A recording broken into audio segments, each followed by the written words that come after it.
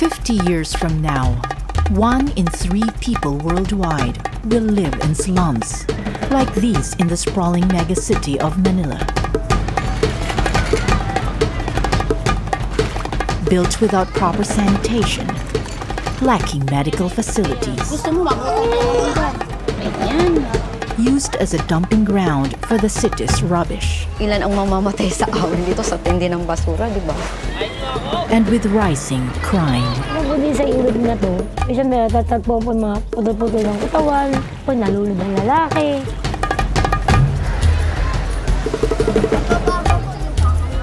But it's not just about poverty and chaos. Generations have lived in these slums, worked, survived, and aspired. Minsan po umarap ako sa salamin, sabi ko, ito ba talaga yan? These are the stories from the slum.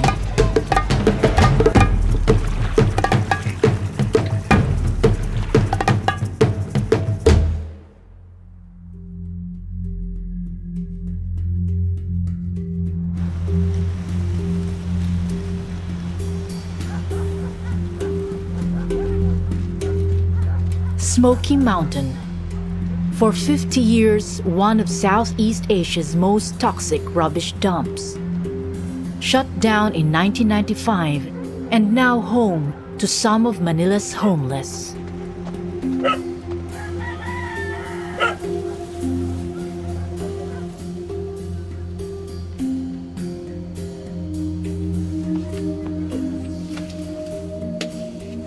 Nieves Granada has lived on the dump for the last 2 years. Morning na, Jilo, morning. Morning, Kuya. A widowed mom of 8, including 9-year-old Cello.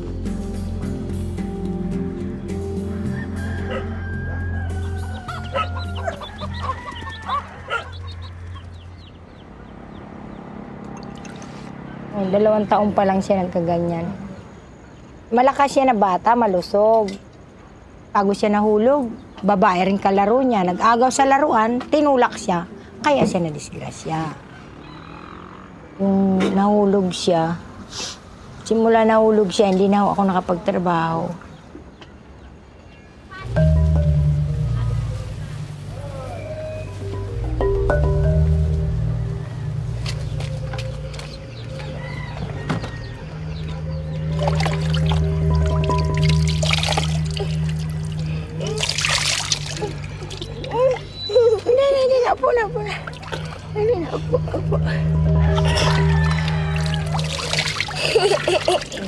Gusto ko lang siya nga mabuhay, malakas, parang ganon.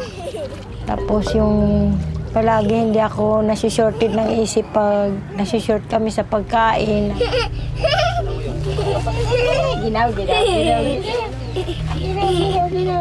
Also waking up is Jello's brother, 10-year-old Cherry. Pasok na, nakabigyan 15, dali. Ayun na, dali na. Nagkasalanan ka sa ma'am? Ha? Wala. Ha? Wala.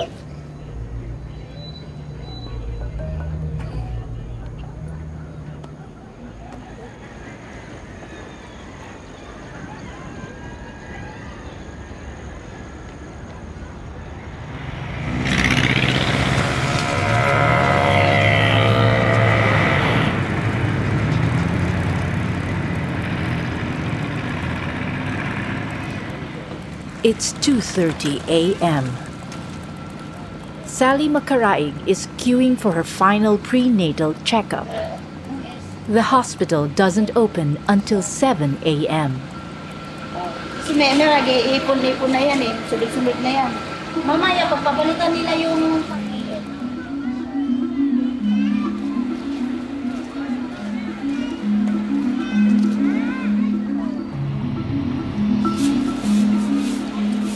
The Philippines has one of the highest birth rates in Southeast Asia, due in part to the Catholic Church's stance against artificial contraception.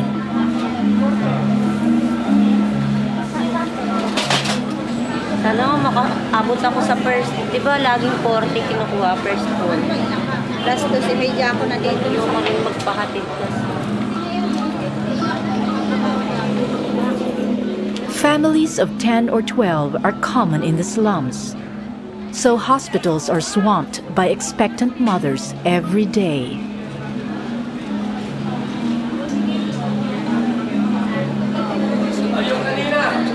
Oo na!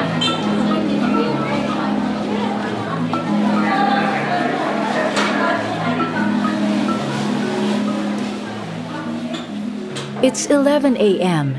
and Sally has been queuing for over 8 hours.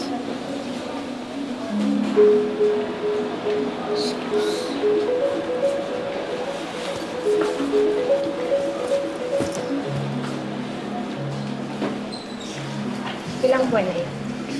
Kabuan ko. Parang manas ka. Oo. Eh, ganito din ako siguro panganay ko.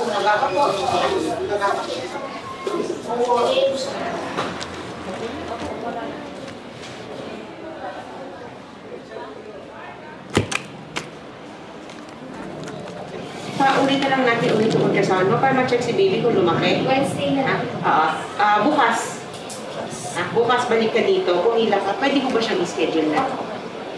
So, wala namang bayad yun. Yun pareho lang yun sa taas, ha? Tapos pagka-ultrasound ko, pwede ako bumaba kagad dito. Sure. Pero magkuha ka pa ng number mo. Kuha ka pa ng number mo. At least, kung ultrasound ka ng umaga, afternoon ka na lang kumita. Sally's been in hospital for 12 hours for a routine checkup. She'll have to start all over again tomorrow.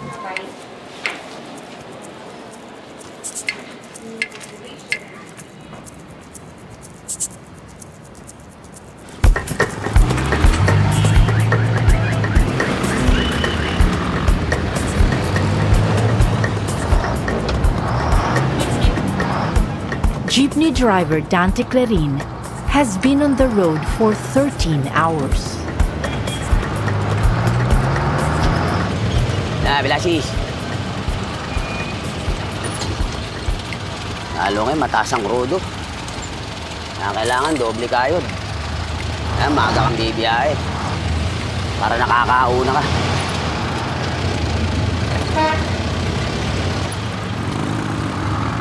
Highway! Makiurong na nga lang po.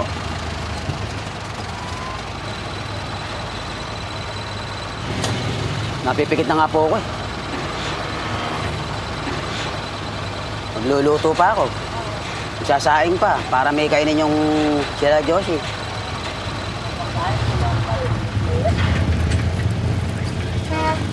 Hindi ako pwedeng maghapon straight. Yung lalabas ng hapon hanggang gabi. Yan hindi ako po pwede ng gabi. Kasi wala na nag-aasikaso sa mag-ina ko eh. Ako nagluluto eh. Kaya daw po.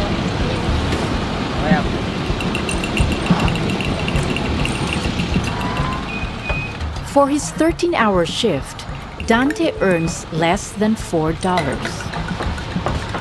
The bulk of the money goes to the jeepney's owner.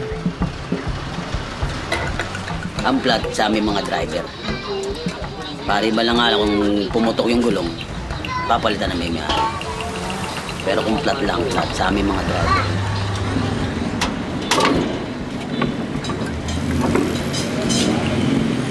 Sa may araw na maganda, may araw na pangit ang biyahe.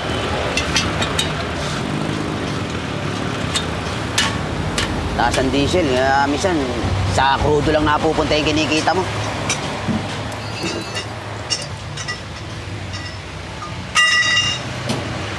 Okay par, thank you.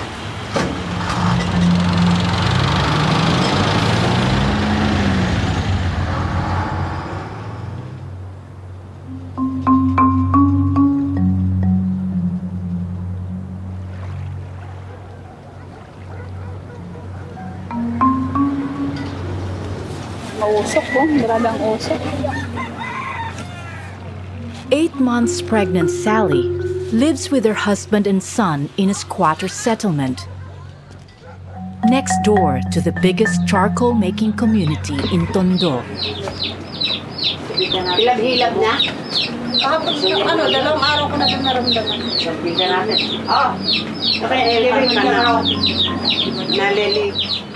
They may be squatters, but they still have to rent their one room, which doubles as the kitchen, living space, and bedroom. Asan kaya yung ulo niya? Suwi siya, dito ang paa. Suwi. Ay, baka nga sikad ng sikad. Ayun. Oo nga, parang... Hindi ka puwet ito. O kaya tuhod.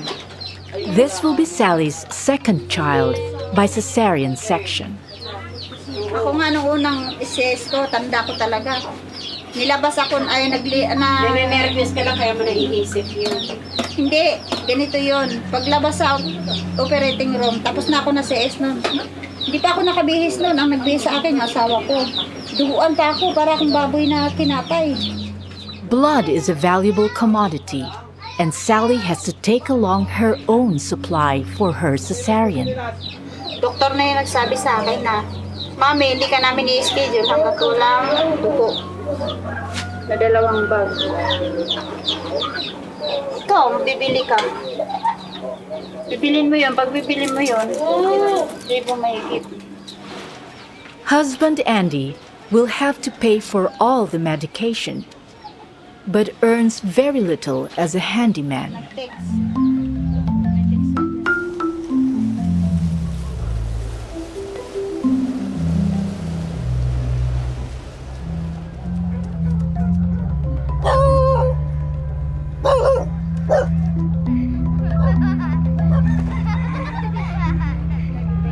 Nieves earns her living working on a plantation on Smoky Mountain. Decades of decaying rubbish has produced toxic yet fertile soil. While harvesting vegetables, Nieves reluctantly has to leave Jello by himself. Kung ano ko, sagabal siya sa buhay ko. Pero tanggap ko dahil aksidente po yun. Kahit na medyo malungkot yung buhay ko, kayanin ko dahil yung nakikita ko yung anak ko, pagkadating ng hapon, kapiling ko siya.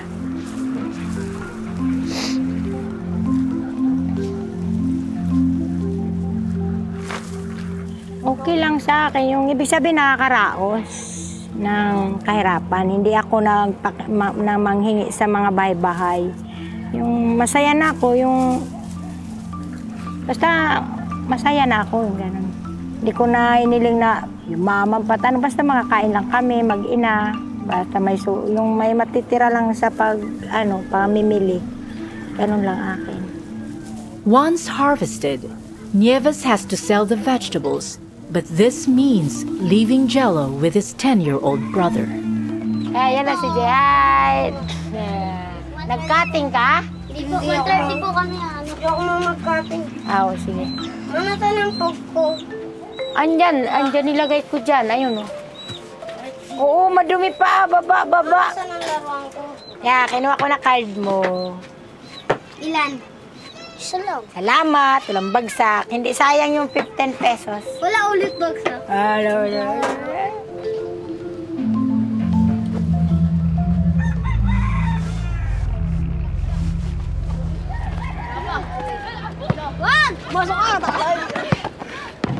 Pag walang pasok naman, halimbawa, galing na siya sa school, alam mo bata, puro lang tanching doon, sa may pulan. Sinisilip din naman niya. Kapatid ko, yung pag nahulog na sa unan, i-cover din niya, ilalagay dyan. Pero natutuwa na rin ako. Tumataba na rin puso ko na kahit papano ginagayan. Kapatid ko, kahit nahirapan siya, lagay niya sa unan. Okay na rin yun. Huwag lang niya yung pinabayaan niya, hindi niya silipin. Talagang nagagalit ako sa kanya.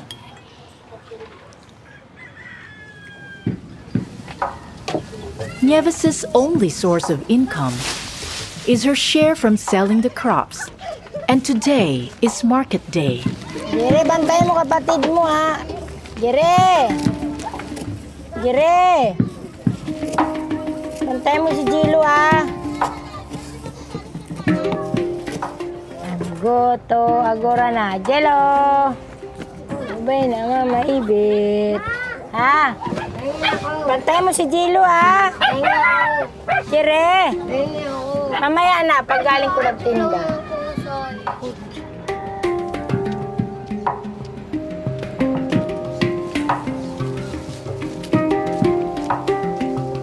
It's a 5-kilometer round trip to Agora Market. On a good day, if Nieves sells her vegetables quickly, she can get back to Jello in less than 2 hours.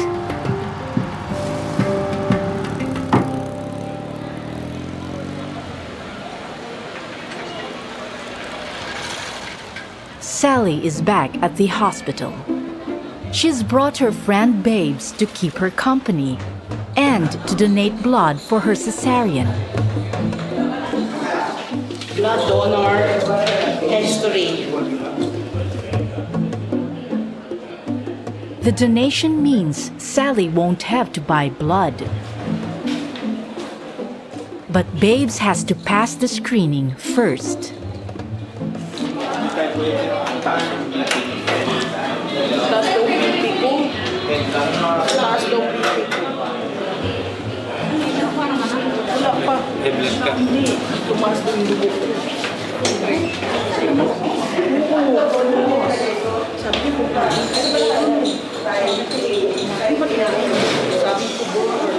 Sally and Andy will now have to find an extra $23 for blood supplied by the hospital. Jubet, ang lad!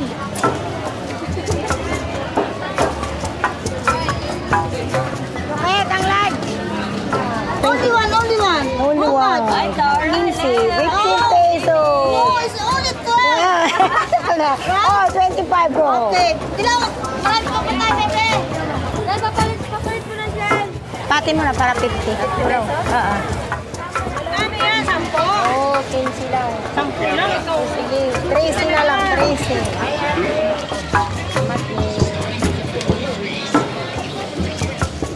Yun ang permanente kong amo, yung pinunan ko ng tanglad gahapon. Yun ang, kahit wala pa ako pambayad, office. Naunawaan kasi nila ako na wala ako pera. Pero pagagaling ko ng Agora, hindi pa ako nakakauwi. Inhatid ko na sa kanila yung puhunan. Kasi pag niloko ko sila, hindi na ako bibigyan ng paninda. 30 na lang, 30. 25 nga yan. 10 na lang. Nieves earned $2.50 for her day's work. It's enough to feed her family tonight. Wala kang gano, 10? Wala po.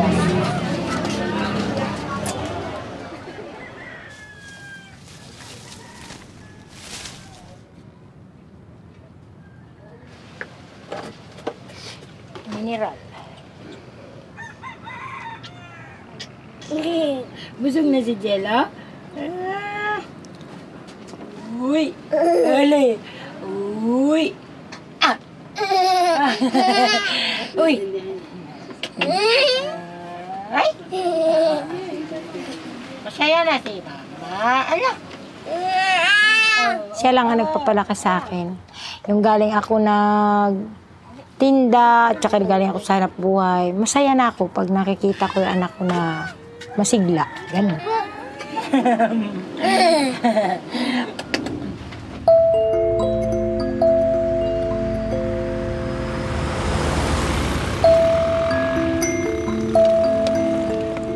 Jeepney driver Dante lives in a makeshift community of 60 families under a bridge. The only way in is through a tunnel.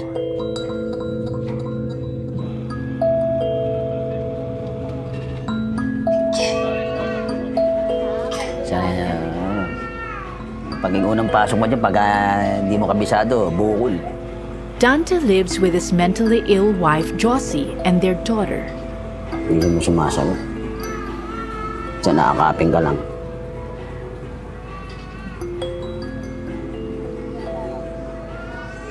Ganyan, maghapon na lang po yan. Kung makakatulog yan, buenas pa. Damagising po yan, ganyan lang yan. Hindi natutulog.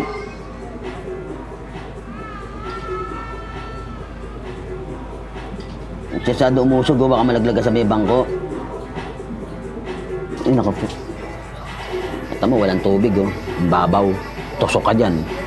Babaong ka sa burak dyan.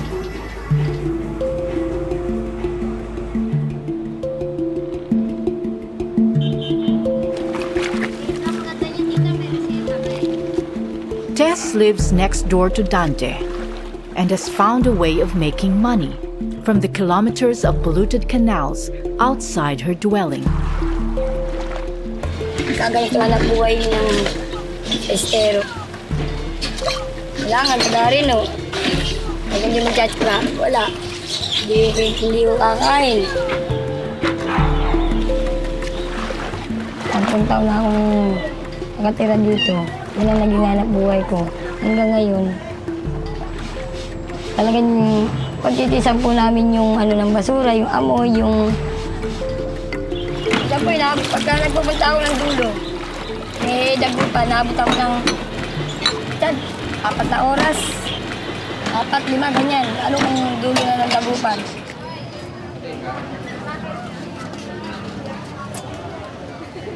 Ang ko po ma'am kasi pagka yung matagal po ako nakaupo sa bangka, sumasakit ang mga tuhod ko. Kapag tumayo ako niyan ma'am, masakit. Kaya minsan nagpapahinga rin po ako sa pamamangka. Delikado po ma'am ko sa delikado. Kailangan po, ingat lang po talaga namin. Ako nga po minsan, hindi po rin natin masasabi ma'am, minsan na-balance ako. Kaya lang talagang may awa din po ang Diyos na hindi rin ako pinababaya.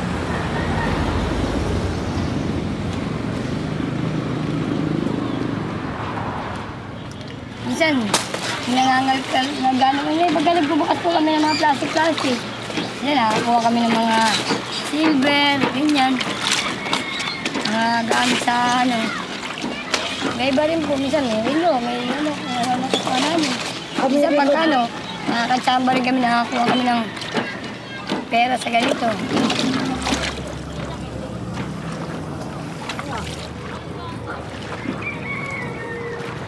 Minsan may makikita ka mga patay na aso. Nakakita rin po kami dyan ng patay na tao. Minsan nga po, tiga-rito rin po ang sumasagip sa mga taong nakukuha ang patay dyan. Habang nabubuhay ako gusto kong anak ko, tsaka ang apo ko, nakita ko pang maglakihan ang maayos ang buhay nila. Back under the bridge, Dante struggles to deal with his wife's mental health issues. Tumalon po dyan sa externan, sa may bangketa po niya, sa labas. Hindi ko akala natatalon po eh. Ang taas ng tubig po eh. Ngayon, tinalon ko na sa akit ako, kamay na lang po nakakita ko eh. Eh kung di po nahawakan ng pamangkin niya, wala na po. Wala nang makawala na sa ako nito.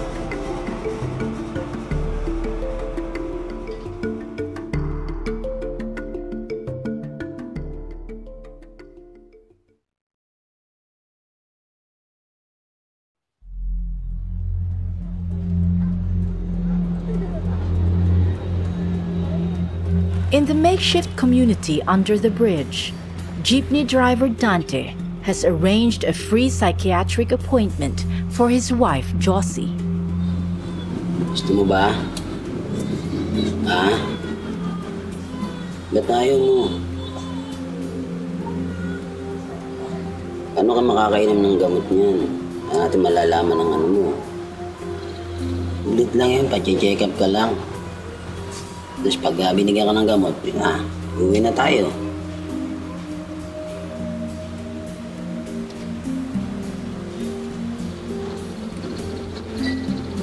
Ilang oras lang yun.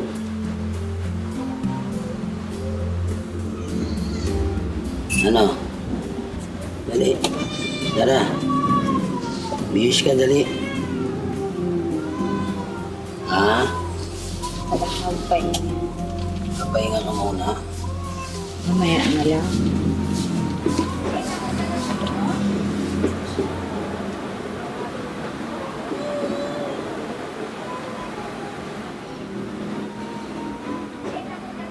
Hindi pa iba ka mapagbuhatan lang ng kamay niya.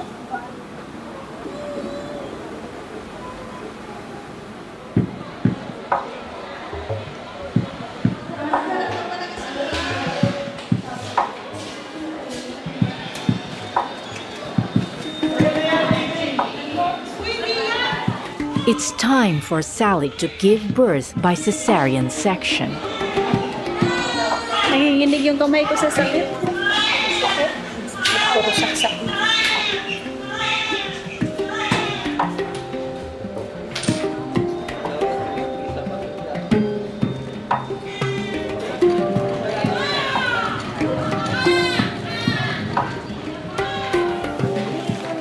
Husband Andy is left to pay for all the medicines.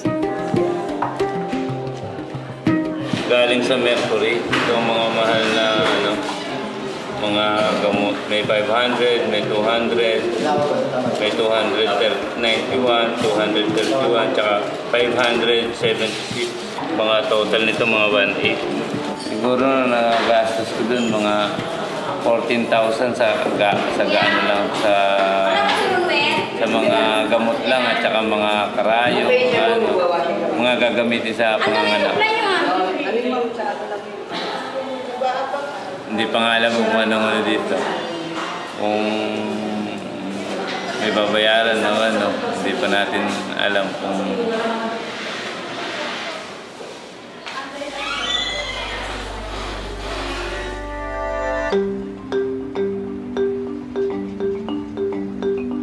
Lae, pera martilyo, saglit lang.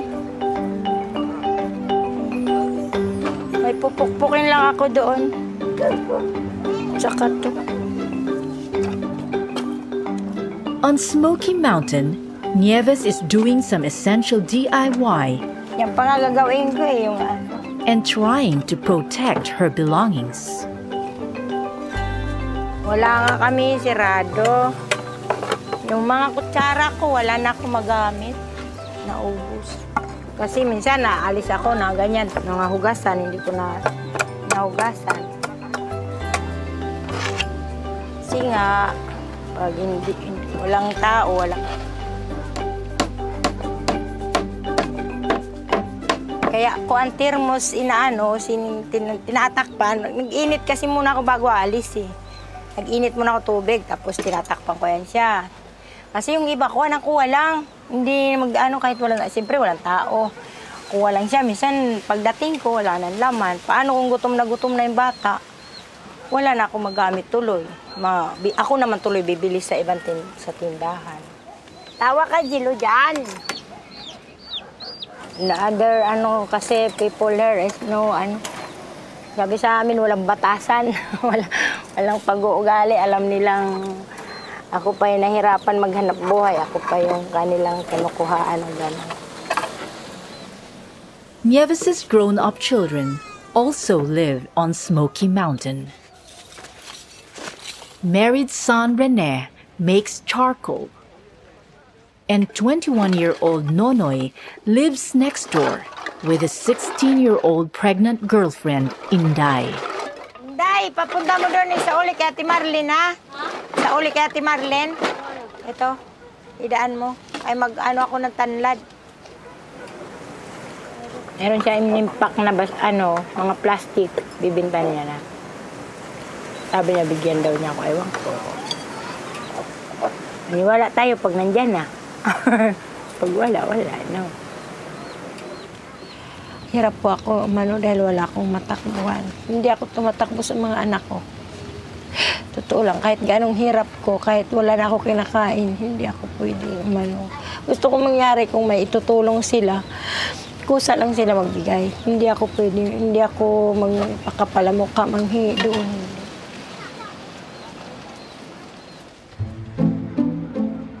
Smoky Mountain may be off the beaten track, but local midwife Remy Permitas has to make the hike to check on Inday. May ibang lugar dito pa.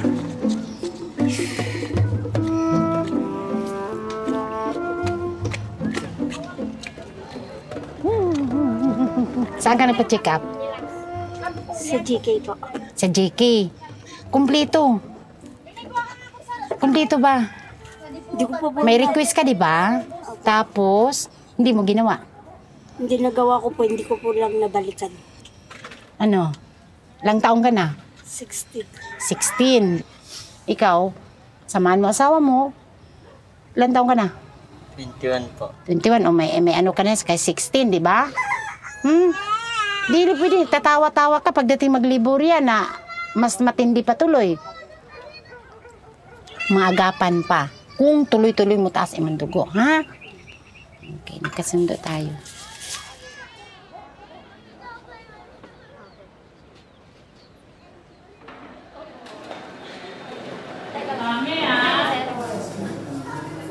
Sally's cesarean has been successful. She has had a girl, Andrea.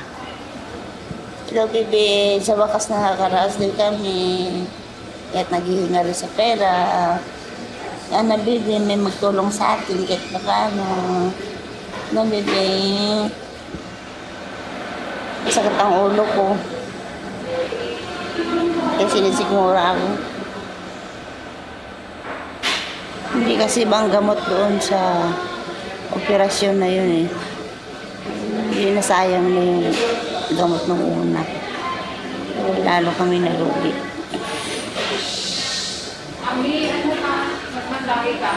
Laki na ng gastos namin.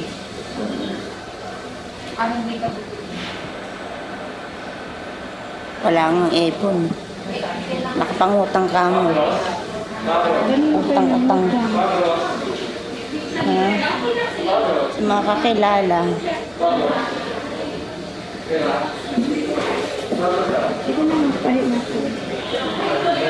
So, masakit ang ulo ko lalo sa stress. Dami isipin.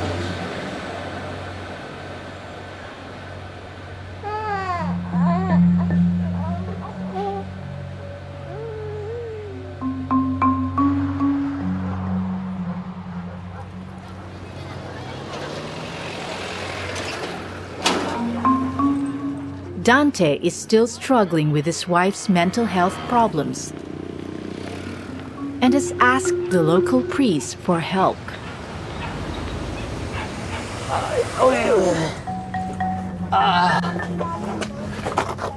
Father, slowly. Slowly, but surely. Ito ba? Ay, man. Hugas ka na lang kamay, Father. You wash my hand. No, never mind. For the end. Pwede na. Basta, saan si Jose? Saan si Jose ito? Pakitawagin mo. Bago nga mao. Tabay mo, sabihin si Father gusto mag-usap, ha? Nakata kayo, papasok. Dumiray na lang. Tago na. Pero nakita na pumasok ako. So anong, babalik ako ibang araw o hintay tayo? Ibang araw na lang, Father. Hindi na lalabas talaga, ha? Apo. Kahit 10 minutes, hindi na talaga ayaw. Kung ayaw niya, ayaw na talaga. Ayaw. Pero na medicine, meron siyang gamot? Wala. Dinala niyo sa doktor, hindi pa? Ayaw pagpadala eh. Ayaw po. Sabi nga sa kanya, gusto mo ganyan ka habang buhay. Oo, mabigat sa kanya at saka sa inyo. Imposible na tutuloy siya. Magiging mas worse.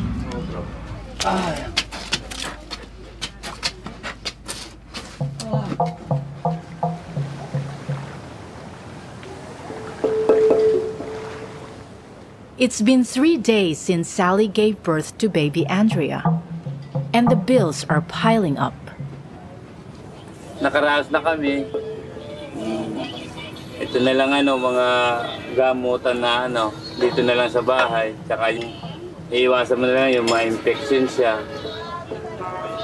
Mahirap may Kaya ang ginawa ko, nagpalaygit na siya. Pinalaygit ko na para hindi na masundan.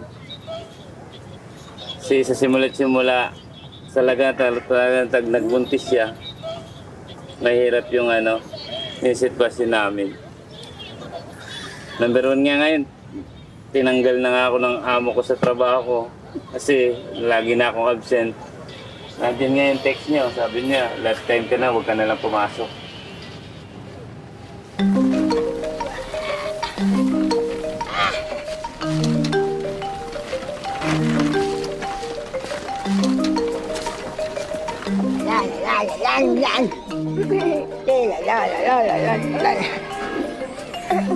Nieves's life is a delicate balancing act.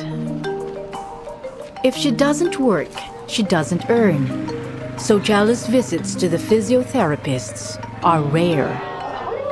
Eh, mami, skip pa dito. Game sa akin dito. Turuan ko kayo ng mga exercises. So, ang una pa natin gagawin. Kasi gagawin pa natin mga kamay-kamay niya, mga papa. Mami, tapos pwede po sa best na ganito. Sapo. Naganda mo to siya. Masaya ka? Yay! O, dito naman tayo sa baba.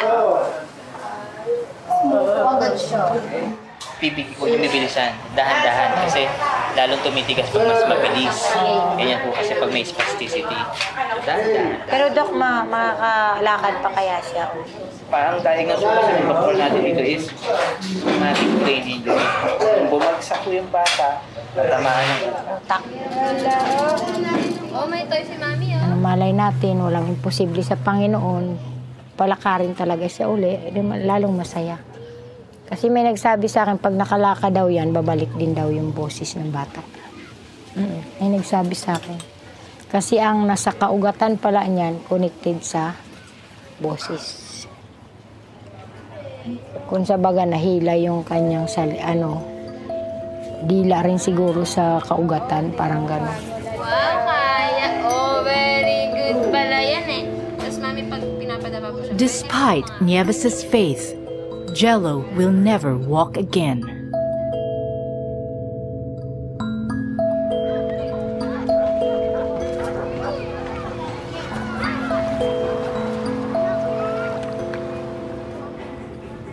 Dante has quit his driving job so he can dedicate himself to his wife's care. May iwan, di po makapagana po eh. Wala pong magbabantay eh.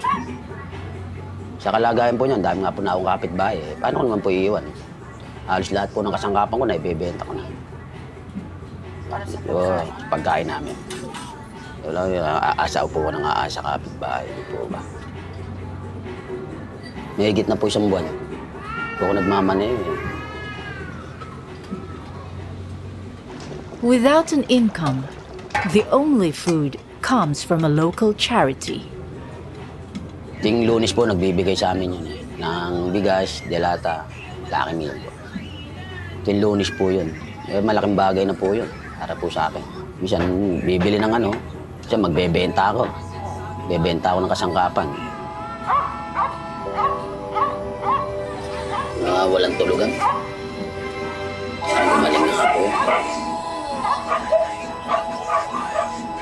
Hindi nagpapatulog ang nakakatulog eh. Yung pinatutulog, sang gising.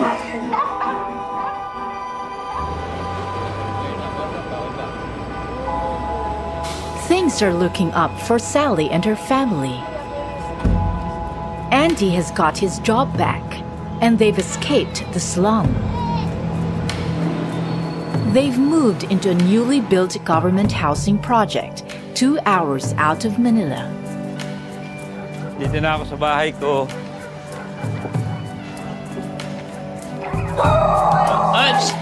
Labas! Cute naman yan, uy! May bisita tayo, cute! Hello! Hi! Hello po! Ay! Ang ganda rito. Pet probinsya. Saka panatag yung look ko dito kaysa doon. Doon lagi kong kinakabahan yung dagat. Yung pag nagwawala, pag nagbabagyo-bagyo, doon ako lagi kabado. Saka hindi na ako sinusumpong ng ika. Doon madalas halos gabi-gabi. Pag nausukan. Ito, pagkagaling sa trabaho, magbanlaw kasi hindi pa pwede magbanlaw sa sali.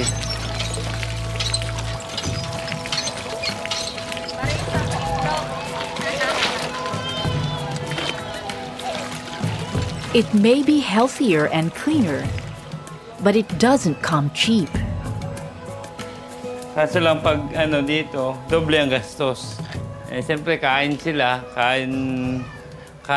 dito, kain ako doon. Hindi katulad nung naandun, mas mura dito, mas mura doon. Dito ang mahal. Ay, tinapa. Ito, silingase. Ay, isa. Dito lang mahirap magbili kasi minsan mag-aantay ka na naglalako pag wala nang lako. Luto na lang ang bibili. Anong balot? Apat. 20 po. Ayan, malalaki 80. Busy pa eh. Ikaw, graduate ka na eh.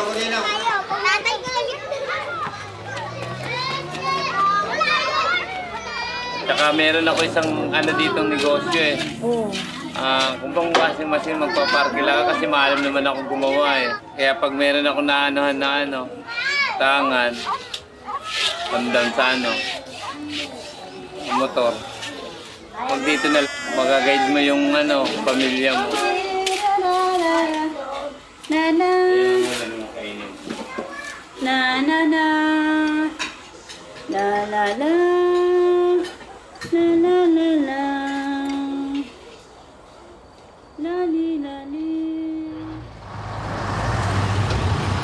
Back in Manila, Dante has made a difficult decision to leave his wife at home and go back to work. 5 araw kami walang ganun. Sala. Hindi ako ubra sa ganito ako. Mamamatay tayo ako ng dilat nito. Sakripisyo tayo.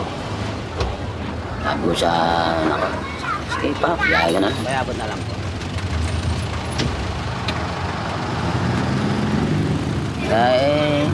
Ngayon, kinausap ko naman anak ko eh. Papasok ka pa? Pa? Hindi muna ako mag-aaral, hinto muna ako. Kasi nahihirapan ka eh.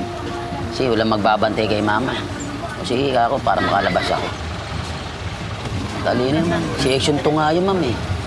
Nanginayang nga yung teacher nung pinahinto.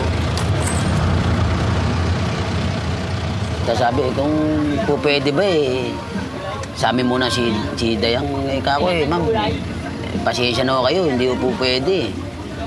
Isa pa, sabi niya, sabi ko nga po, walang mag-aalaga po sa asawa ko. Ako po, lalabas po ko ng jeep.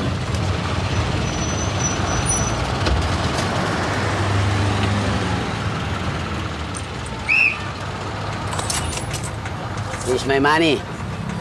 Basta ako, biyahe lang ako ng biyahe, ikot lang ng ikot, ganun. Ikot lang na ikot. Wala mong alas 2 hanggang alas 12. Takbo lang ng takbo yun. Mapapahinga lang ako yung pag-uwi ko na. Nakakaya niya, pahinga yan. Tulog. Mamaya uli ng alauna, alas 2, biyahe na naman.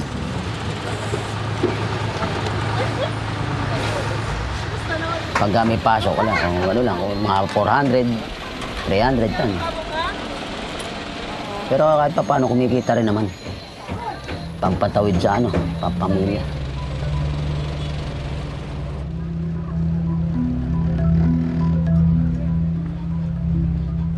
It's Christmas in Manila, and the residents of Smoky Mountain have a visitor.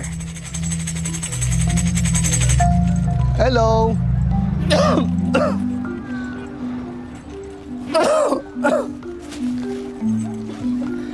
Vanessa, magtakip ka ng mukha mo. Local pastor Ramil Mateo is bringing good cheer. Pwede ba kami mag-caroling? Ha? Mga caroling kami. Ha? Sa may bahay ang aming bati. Merry Christmas na malalhati. Ang pag-ibig ay siyang naghati. Sarap ng dilis mo Regalo ko sa'yo kahit pa paano may dilit ako binigay sa'yo. To? Oo, Pasko naman ngayon eh. Alam mo, maborito ko to, no? Sino anak mo, Siyam? 8. Ray! Walo? Kapiling ko ngayon. Ang asawa mo? Patay na oh. Patay na? 2006. Kasi sino nakagapay mo yan? Ako lang. Ilan na yung asawa mong namatay? 2. Palagi naman. Nakadalawa ka na? Namamatayo lang. Gusto mo pang tumatlo? Ayoko na. Parang meron nga yata manliligaw eh. Wala! Okay, God bless you ha. Mag-pray ako sa inyo. Sandali. Mag-pray ako. Hoy, doon na lang. Sige, dyan na lang tayo. Dyan na lang kayo. Lord, salamat po sa buhay ni Nanay Nieves. Nieves. Salamat sa pag-ibig mo sa kanila. Nawa ngayong Pasko ay muli mo silang paligayahin. At sa darating na New Year, ikaw ang magbigay sa kanila ng breakthrough sa kahirapan, Panginoon. Salamat po, no? Pangalan ni Jesus. Amen. God bless you, ha? Gusto ko sa Cebu na talaga ako manirahan kung mayroon akong maliit na kantin. Ayaw ko na rito. Magluto ako ng ulam, display ko dyan, parang ganon. Magluto ako ng gulay, parang yung makakakain na rin kami, libre na kami kain, na mayroon pa kami titinda, parang ganon lang ang gusto ko mangyari sa buhay. Malakas lang pananalig ko sa Panginoon na huwag niya ako pababayaan. Ganon lang ako. Na kahit na maraming mga tragedy nangyari sa amin, sana humiling ako sa Panginoon na huwag kami pabayaan sa lahat na pangailangan namin. Sa lahat na bagay na hindi kami bibigyan ng sakit, yung makayanan ko lang yung pagsubok ng lahat. Ganun lang. Dilaw!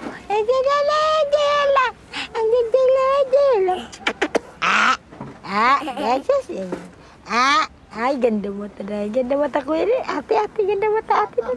No, tinan mo, babago na siya. Oo. Nagtatry na yung ulo niya. Yabang, yabang na. Oy, sisi mo, balik mo na. Dali, may langga. Maglilinis ako mamaya.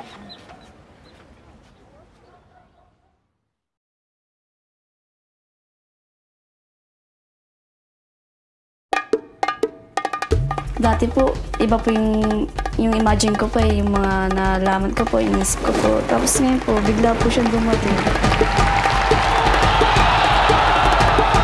Parang sa mama ko rin kasi sabi ko parang maagas na wala sa buhay ko.